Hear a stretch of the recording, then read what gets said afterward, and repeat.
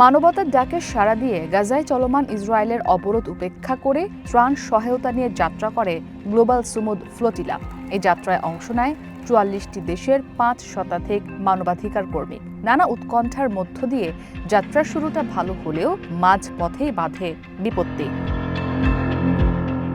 গাজাবাসীর জন্য ত্রাণ বহনকারী জাহাজে জলকামান ব্যবহার করে আঘাত হানে ইসরায়েলি নৌবাহিনী। এরপর আটক করে সুইডিশ জলবায়ু অ্যাক্টিভিস্ট গ্রেটা থুনবার্গ সহ জাহাজে অবস্থানরত স্বেচ্ছাসেবকদের।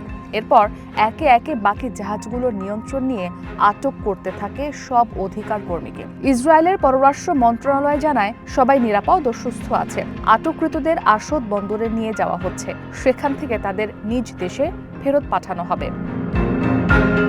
তবে এই ধরপাকড়ের মাঝেও যেন অপ্রতিরোধ্য পোল্যান্ডের পতাকাবাহী জাহাজ দ্য ম্যারিনেট।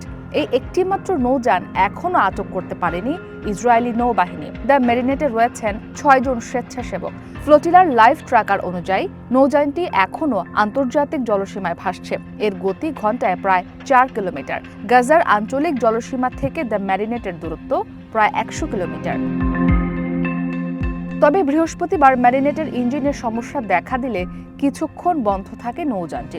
পরে আবারও যাত্রা শুরু করে। ম্যারিনেট নৌযানটি স্টারলিংকের মাধ্যমে সংযুক্ত থাকায় এখনও যোগাযোগের আওতায় রয়েছে। লাইভ স্ট্রিমও চলছে।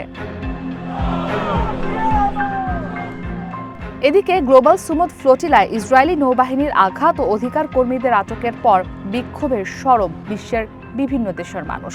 ইতালি, স্পেন, গ্রিস, আর্জেন্টিনা থেকে শুরু করে তুর্কি, মালয়েশিয়া, তিউনেশিয়া সহ অনেক দেশের রাজপথে নামেন হাজারো মানুষ। সবার একটাই দাবি, আটক স্বেচ্ছাসেবীদের অবিলম্বে মুক্তি দিতে হবে।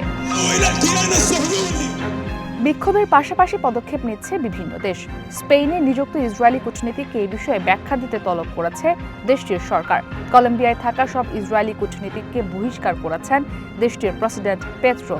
একই সঙ্গে দেশটির সাথে ইসরায়েলের মুক্ত বাণিজ্য চুক্তি বাতিলেরও ঘোষণা দেন তিনি। তীব্র সমালোচনা করে তুর্কির প্রেসিডেন্ট এরদোয়ান হুঁশিয়ারি দেন ইসরায়েলকে।